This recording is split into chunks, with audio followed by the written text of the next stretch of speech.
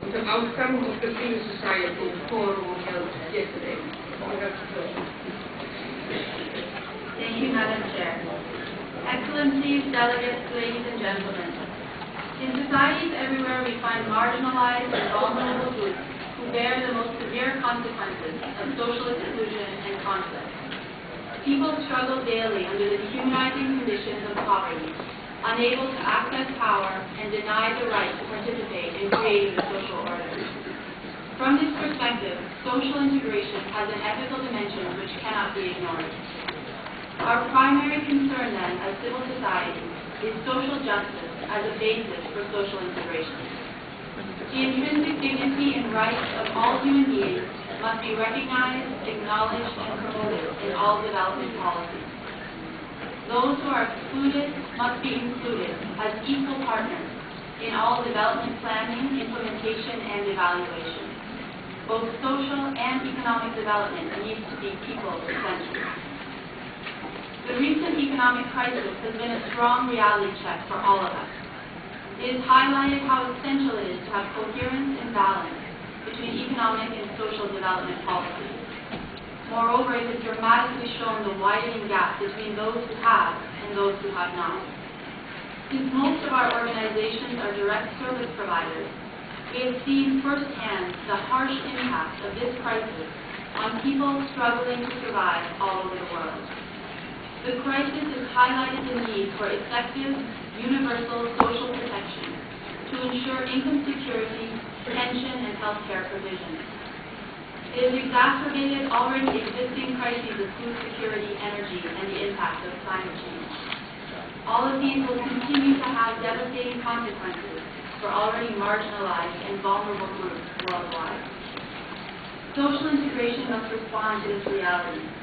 It is the means of creating a society for all, in which every individual and all groups have access to basic services and the opportunity to contribute to the common good. Indeed, social integration merits the central place given to it by the World Social Summit of 1995. However, we believe that the concept of social integration must be expanded to address current-day realities. It is increasingly clear that all groups can and must participate fully in society, all the while maintaining their own unique identity for themselves and for the mutual enrichment of all. Our reflection on social integration has been enriched by the insights of our members around the world. Sharing on this theme has made us more aware of the need to strengthen local civil society and non-governmental organizations and assist in their capacity building. We see clear signs of hope emerging within the NGO community, which we would like to share with you. We will offer some examples of strategies and effective practices to initiate the year's dialogue on social integration. The first strategy we want to present is on education. People of all ages have the right to universal quality education, which is a responsibility of government. Education is a key component by which people can be empowered and through which they gain access to a better life and an opportunity to contribute to a larger society. Education empowers people to develop their full potential and defend their human rights. It develops skills for employment, leading to economic self-sufficiency, increased productivity, a reduction of social inequity, and extreme poverty. In addition, education should foster social inclusion by developing attitudes of mutuality and reciprocity necessary for well-being, equity, and relationship building. These social attitudes promote responsibility for the common good and cooperative approaches to conflict resolution. Secondly, systemic analysis for people-centered development. Social integration is impossible without systemic analysis to identify the root causes of marginalization and exclusion. Some symptoms of social exclusion which invite closer analysis if we are to identify the root causes are forms of arbitrary discrimination, the widening gap between the rich and the poor, extremism, structural unemployment due to economic globalization, lack of social safety nets, violence, and environmental degradation. Systemic analysis, an essential step to the transformation of social and economic systems, should start with the consideration of minority needs. Such an analysis is most effective where meaningful partnerships which involve all stakeholders, including those who are currently marginalized, are established. If systemic analysis is to lead to social inclusion, then the solutions it suggests must link social and economic growth and care for the environment. It must avoid the pitfalls of current development models, which employ market-based economic frameworks that measure only bottom-line profit, often ignoring human and environmental costs. Instead, systemic solutions should lead to a solidarity or social economy. If we want to achieve social integration, we need a social model where work is recognized and valued, including work that is informal and unpaid. Such social models, which include decent work and sustainable practices and profit, will support people in the protection of human dignity and the fulfillment of basic needs. Systemic analysis is an important tool which moves us to people-centered development. Thirdly, broader participation. All who are affected by decisions should participate in their development, implementation, and evaluation. The principle that all must have voice applies at the macro level as well as in local settings.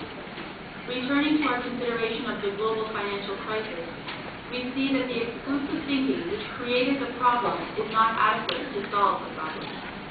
A select group of nations is no longer a sufficient forum for discussion of economic challenges, which clearly affects the entire globe. If we are to achieve social inclusion, ongoing deliberations must now include all nations, and not only nations, but the interests of the people of those nations. This development reflects the overarching principle that those affected by a decision need to be part of the discussion and search for solutions. The economic meltdown has demonstrated that any system which does not put people at the center will find itself bankrupt in time. In conclusion, we express our appreciation and strong support for the adoption of the theme of social integration with the 2-year work cycle. We hope that our collaboration with you will model the effectiveness and transformative power of social inclusion. We will use this opportunity to draw on the extensive experience of our own organizations working in the field, and on as wide a range of civil society actors as possible. Going forward, we will study effective practices of social integration in order to suggest lines of policy to help us achieve the social development of all. We stress that words must lead to action. We must find ways to build into our programs and policy development the principles of open participation, transparency, and accountability. In these times of growing and nearly unbearable stress on so many people, an increase in measurable social development and social integration is essential if we are to avoid violent rejections and upheavals of current structures. To determine the level of progress in promoting social integration, we recommend the development of concrete benchmarks and indicators which can assess levels of inclusion, participation, and social justice within each state. Such an index, which also measures the quality of social relations in a society, can be incorporated into human development reports. These social measures, coupled with economic indicators, will give a more complete picture of social progress. The challenge before us is to turn the forces of globalization to a new global ethic based on unity and diversity and the enjoyment of human rights for all. It is also an opportunity that must be seized. We need to move towards an integrated globalization where all people participate in shaping the decisions and structures which affect their lives, where all have enough to serve their own needs and all contribute to the well-being of others.